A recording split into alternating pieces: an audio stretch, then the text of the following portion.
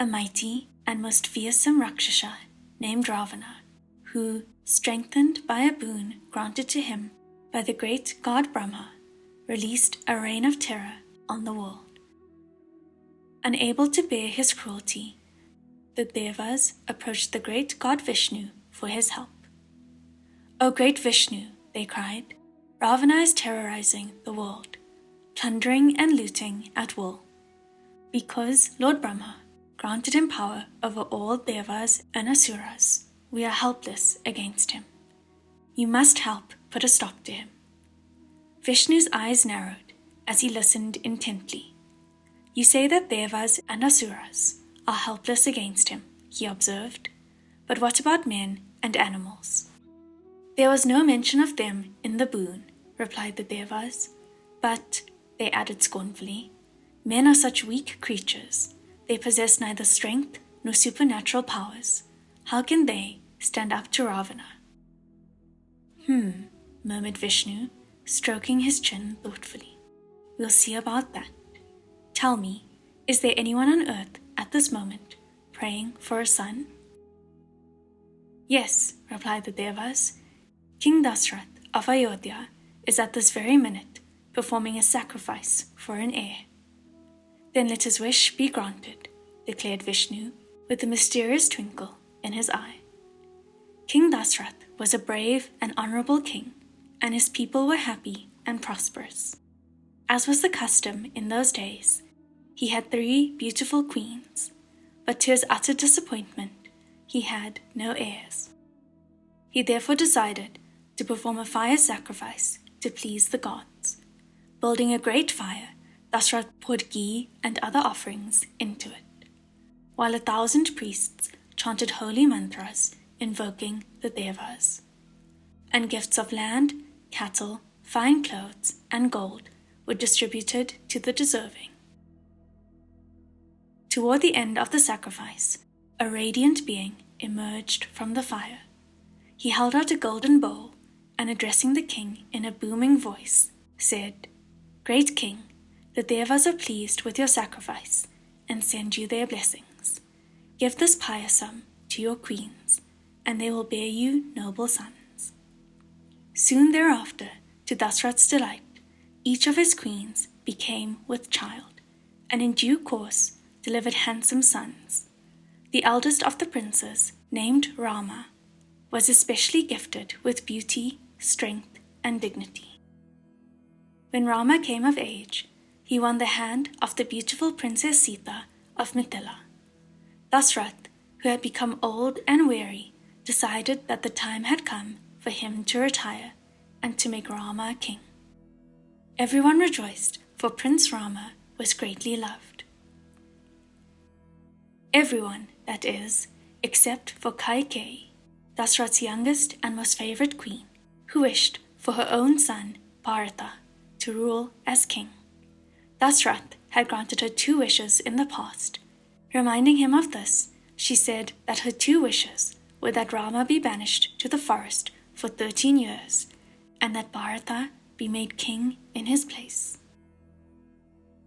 Upon hearing her demands, the old king collapsed in grief, but Prince Rama took the news with dignity. "Dear queen," he said, bowing solemnly, "I will honor my father's promises." Leaving his brother Bharata in charge of the kingdom, Rama discarded his royal robes, donned the plain attire of a woodsman, and left for the forest. The beautiful Sita and his brother Lakshmana, from whom Rama was inseparable, went with him. In the forest, the 3 built a small hut to live in and settled into a simple life. Rama and Lakshmana hunted by day, while Sita collected berries and cooked whatever they brought home. They made friends with the many sages and woodsmen who also lived in the forest, and the years passed happily. Meanwhile, the wicked Ravana was growing more and more powerful day by day. He threatened both Asuras and Devas, and even stole the winged chariot that belonged to Kubera, the Lord of Riches. Moreover, under his leadership, all the other Rakshasas also became unruly and troublesome. Hearing of Sita's great beauty, Ravana decided that he must have her for his bride. He commanded his uncle to disguise himself as a beautiful spotted golden deer and to lure Rama and Lakshmana away from the hut. Then, disguised as a poor old man, Ravana went to the hut begging for alms. When the kind-hearted Sita brought out a bowl of rice for him, he turned back into the 10-headed Rakshasa and carried her off in Kubera's winged chariot. As Ravana sped away with Sita to his kingdom of Lanka, Jatayu, the king of birds, tried to stop him, but Ravana merely laughed wickedly and chopped off his wings. When Rama and Lakshmana returned, they searched high and low for Sita. Finally, they came upon Jatayu lying wounded on the ground. "Rama, Lakshmana," gasped Jatayu hoarsely. "Ravana tricked you with the spotted golden deer. He has carried Sita away to Lanka in a winged chariot. I could not save her." The princes were devastated. "We must rescue her," cried Rama unhappily. "But how?" asked Lakshmana. "Ravana is all-powerful and has a large army of gruesome Rakshasas. Also, because of Lord Brahma's boon, he is stronger than the Devas and Asuras. How can we fight him?" "We must at least try," said Rama. "Poor Sita will be so sad and frightened." Just then, a Vanara called Hanuman came by and wondered who the handsome princes were. "Who are you?" he said, "and why are you so sad?" Rama explained how Ravana had tricked them and carried Sita away. "She must be rescued, but alas, we have no army. How can we fight the mighty Ravana?" Calling together all the monkeys of the forest, Hanuman replied, "Don't be discouraged, dear prince. We will help you. Our monkey army will gather stones and make a bridge across the sea to Lanka." And so Hanuman and his monkey army began building a bridge. All the animals of the forest came out to help, even the little chipmunks. Rama stroked them lovingly, and to this day they proudly bear the marks of his fingers on their backs. 7 times Surya rose in the east and sank in the west, and on the 8th day the bridge was complete. It was the 15th day of Kartika, and the night of the new moon. Surya was at his lowest point on the horizon, and Chandra was but a sliver in the sky. Night loomed dark and long. Followed by the monkey army, Rama and Lakshmana crossed the bridge into Lanka. Thousands and thousands of Rakshasas came out to meet them, howling savagely and hurling spears. The monkeys fought fiercely and valiantly alongside Rama and Lakshmana. At last, Ravana came out of his castle, beating his chest and shaking his 10 heads threateningly. He gave a mighty roar. He was a scary sight. "Have you come to fight me, Rama?" he mocked with a wicked laugh.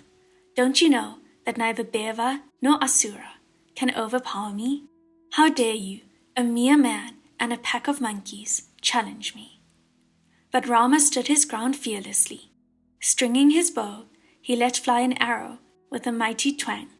It whizzed through the air like lightning and severed one of Ravana's heads. However, no sooner did the head fall to the ground than another grew in its place. Rama sent another arrow, and then another, and another. But each time a head was severed, another grew back on. Mocking laughter grew louder and louder until it shook the earth and rent the sky. He laughed mockingly. "Is this all you can do?" Then Hanuman stepped up and whispered in Rama's ear, "The seat of his power lies in his belly. Aim your arrows there." With lightning speed, Rama's arrow sped through the air and found its mark before Ravana could lift his club. The mighty Ravana roared. His scream rent the sky as he fell to the ground with a thud. Ravana was defeated. for Rakshasas, like Asuras, lose their magic powers once they fall to the ground. When they saw their leader fall, the Rakshasa army fled in panic. The monkey army cheered as they realized that the battle was over. Shree Chandra Kripalu Bhajan Haran Bhav Bhaya Darunam. Flowers fell from the sky as the Devas gathered to rejoice. The mighty Ravana was defeated by a mere man, they chorused. Sita came out of the castle, her gentle face full of love. Greeting her joyfully, Rama declared, "Our period of exile is over today. We will return home to Ayodhya." Vibhishana, who was now the king of Lanka, had offered Rama the winged chariot that had belonged to Ravana. It would make their journey much shorter, and they would be in Ayodhya the very next evening by sundown. Before they left, Lakshmana sought out Hanuman. "Hanuman," he said, "the people of Ayodhya ought to know that their king and queen will be home tomorrow. They will be bitterly disappointed if we don't give them time to prepare for the homecoming." "I'll go there at once," said Hanuman. "I'll be there long before tomorrow evening." "Go to Bharata first and tell him," Lakshmana responded. "He will make the arrangements." And so Lakshmana told Hanuman where to find Bharata. Hanuman lost no time and had no problem locating Bharata, who was also dressed like a tapasvi, a woodsman, just as Rama and Lakshmana had dressed during their years of exile. Looking at the austere setup around him, Hanuman could plainly see that Bharata loved his brothers very much and had been living only on fruits and edible roots, while he ruled the kingdom as Rama's representative. Bharata was dizzy with delight when he heard that Rama's period of exile was actually over, and that Rama, Lakshmana, and Sita would soon return home. "I must tell the inhabitants of Ayodhya at once. They must have time to prepare for the grand welcome ceremony." The people of Ayodhya were overjoyed at the news of their king's imminent return, and before long the whole of Ayodhya was decked up and gleaming. There were flowers everywhere. "They will arrive at sundown," said Bharata. "We must have lights everywhere to welcome them." Lights, lights, and more lights. And so the people lit rows and rows of lamps to brighten the dark night and greet the royal couple. The next evening at dusk, when the exiled king and queen stepped out of the winged chariot, the whole of Ayodhya was gleaming with lights. And to this day, many Hindus celebrate the defeat of Ravana and the return of Rama and Sita from exile by lighting lamps on the darkest night of the year.